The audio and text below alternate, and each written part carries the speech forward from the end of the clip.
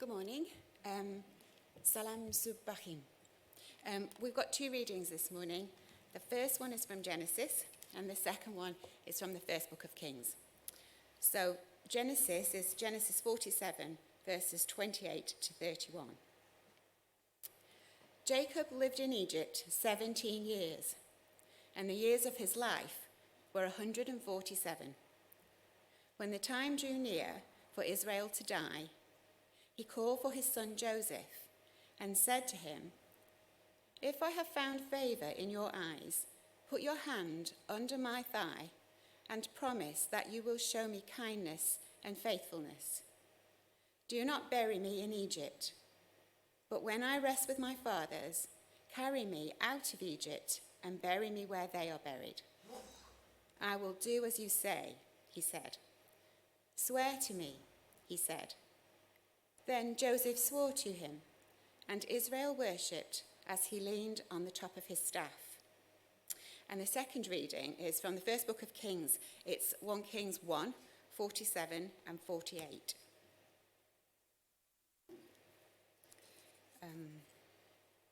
Also, the royal officials have come to congratulate our Lord King David, saying, "May your God make Solomon's name more famous than yours, and his throne greater than yours."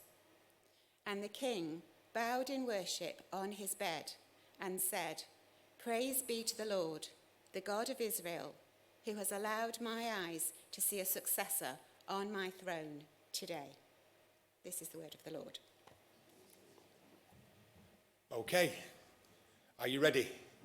Who is this? Who is that? Cliff? I thought it was Cristiano Ronaldo.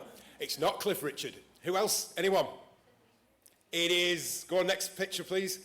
It is Clint Eastwood, a young Clint Eastwood in Rawhide days. There he is. And this is the man now in his early 90s. Clint Eastwood, one of the greatest actors, I think, ever around. Who's that?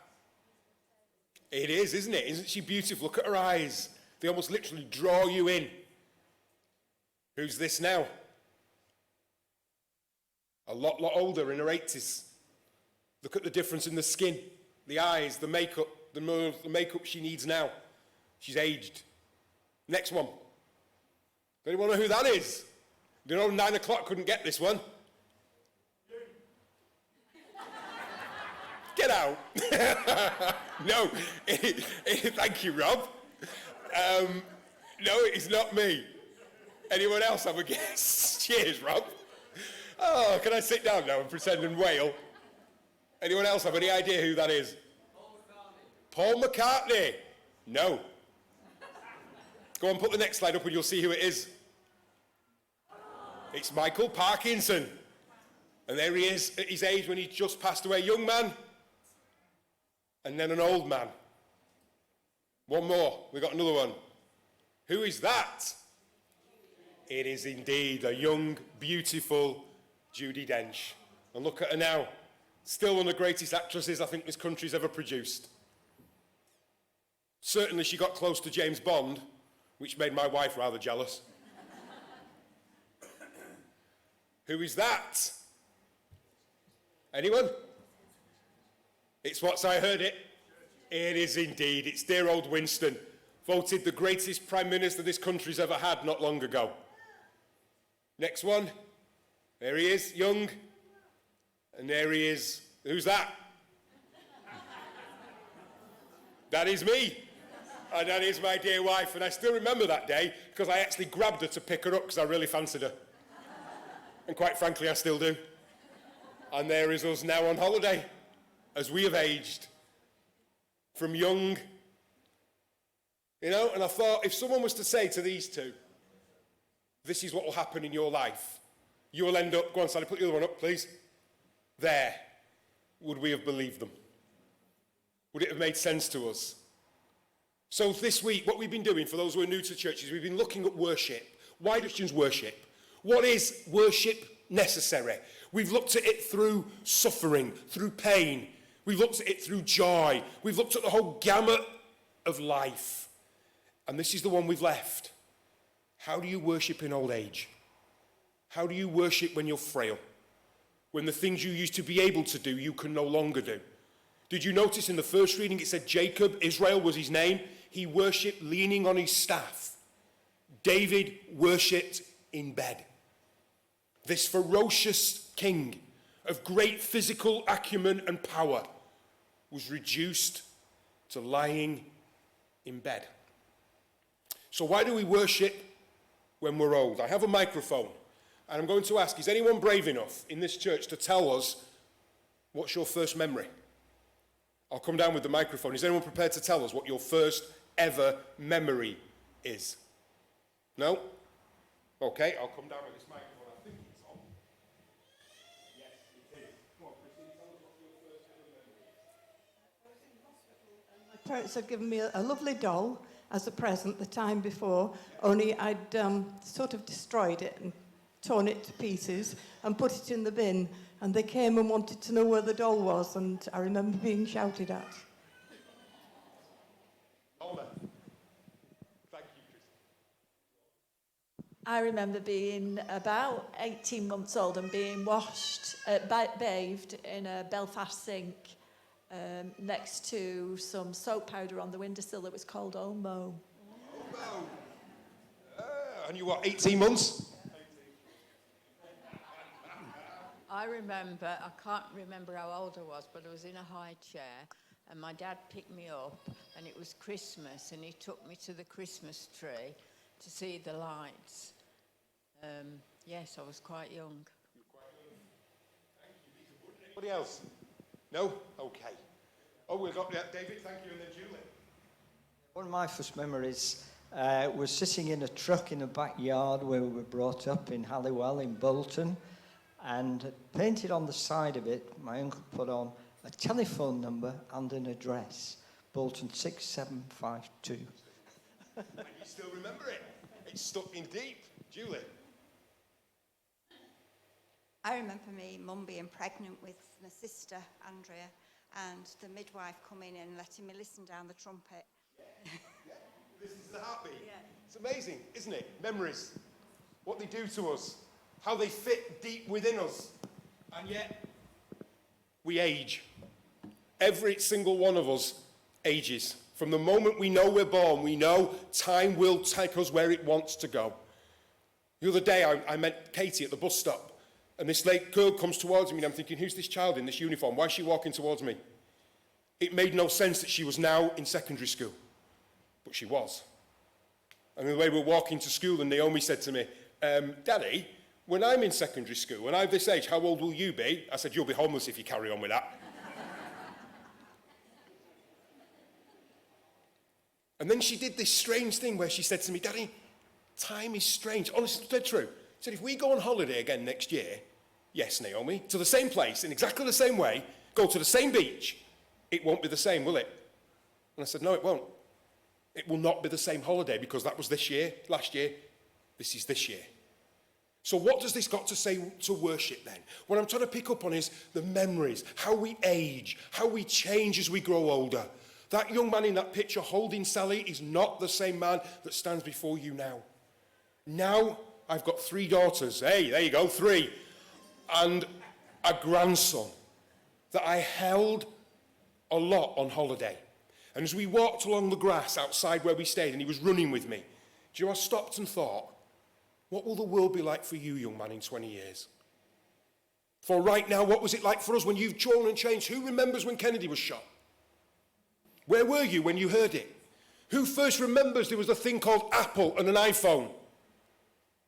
Who remembers that first moment when someone said, oh, you've got to use dial-up, and you plug it in at 6 o'clock at night and it goes for about 20 minutes? Now what have we got?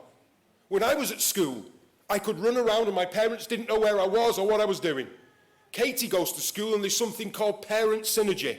And basically it means Sally and I know every minute of every day where Katie is, what she's doing, what class she's in, what chip she's bought, the lot. And I find it kindly sinister. Because what about independence? What about growing up? So what does the church have to worship then? Jacob leans on his staff. What I want to say to older people sometimes is this. I am really and truly sorry. Because often the Church of England gives out the message that unless it's young and all lights and Hillsong, it's boring. That you're in the way. That, oh, liturgy's horrible. Oh, it's boring. But I still remember an old lady when I was a curate coming to me quite upset and said, you know, they changed the way I get my pension. They've changed this, they've changed that. Anyone here ever rung up someone and it says, this call is important to you? I now have 4 options. If you'd like to talk to a robot, press 1. If you'd like to talk to a robot, press 2. If you'd like to tell me to get stuffed and hang the phone up, press 3. Anyone ever rung one of them? And she said, all of this has changed. But I come into church and I still know what's going to be said because it's familiar to me. And that really stuck with me.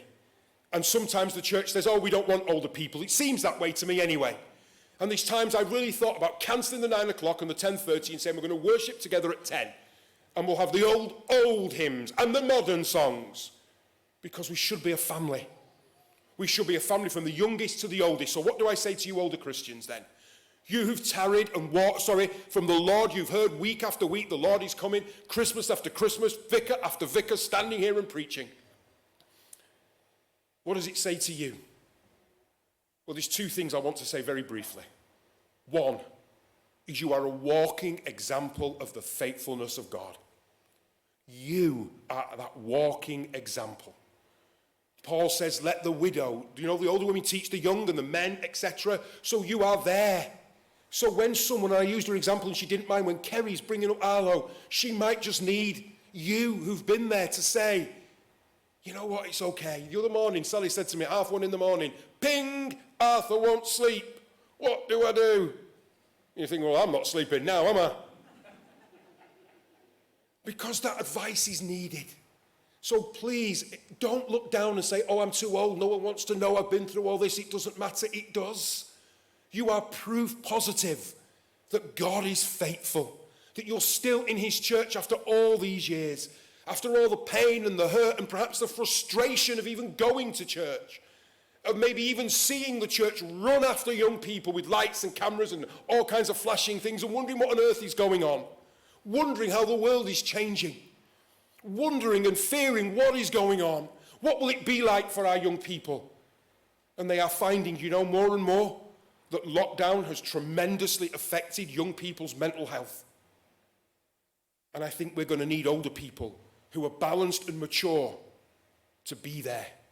They're saying that younger people are frightened, they're terrified because they go to school now and they're being told the world is going to burn, that global warming means we haven't got long. They're being told they're not even sure what a man and a woman is anymore. And they're frightened, and this is what these psychologists are saying who are no Christians. So I'm saying the church, who we've just sung about, in my life, Lord, glorify yourself, is the place I hope the searching begins. And they will need people like you, who've walked this road, who've seen it all before, to be strong and faithful Christians. And as I've said 1,000 times, and I will never tire, if you physically cannot be in things, you can pray. That revival in the Hebrides did not start with a choir, it did not start with a song, it did not start with an outreach event. Please tell me, someone, how did it start? 2 women, how old?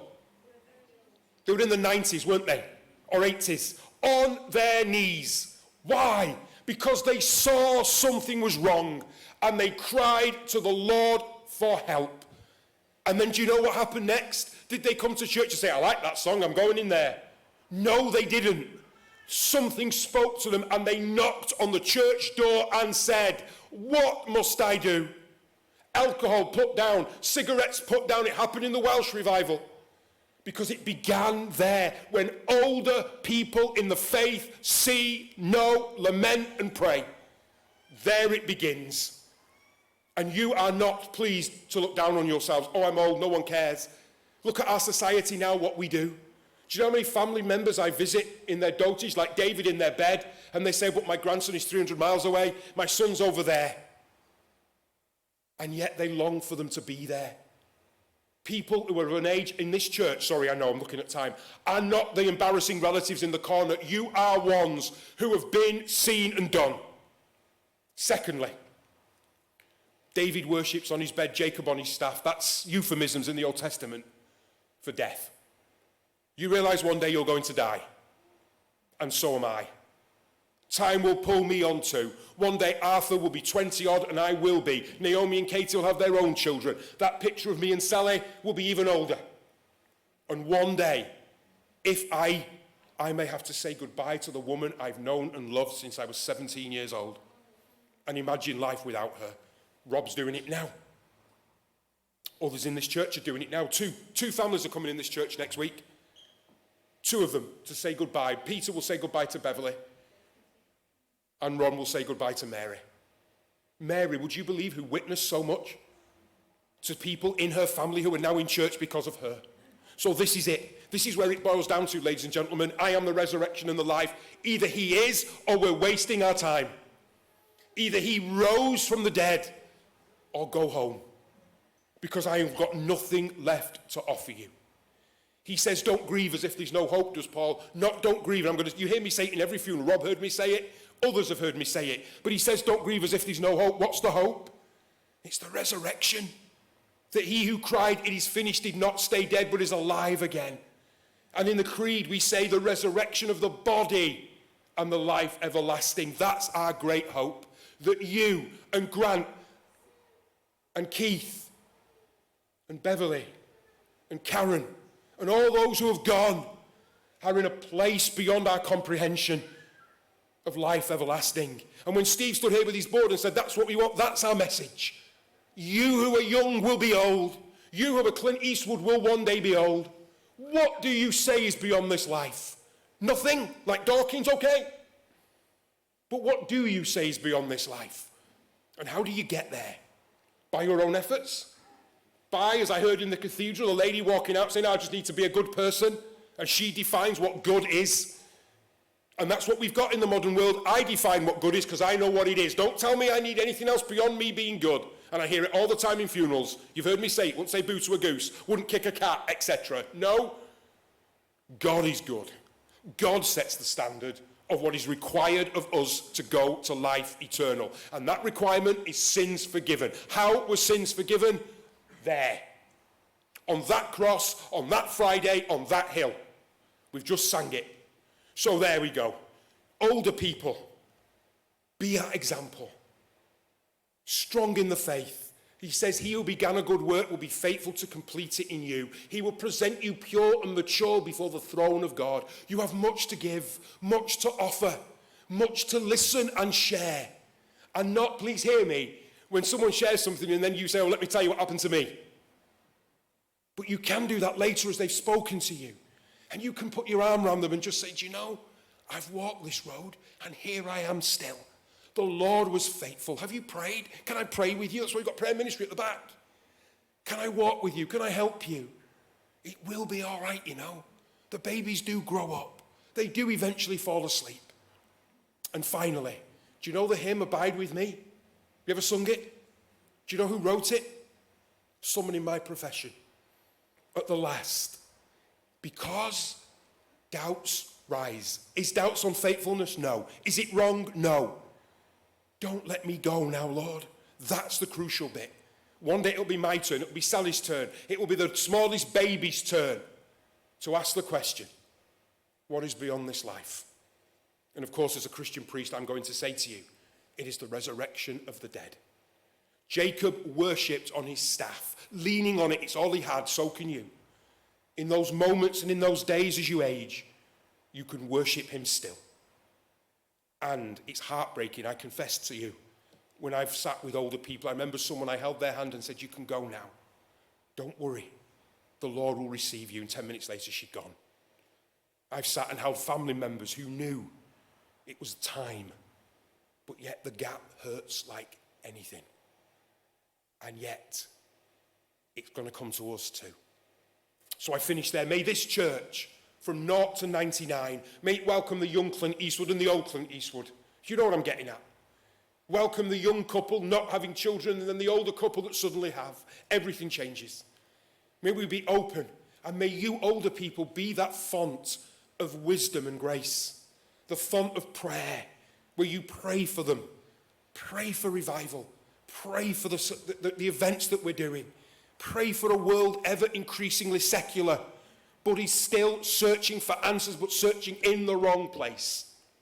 I finish there. Don't look down on yourselves.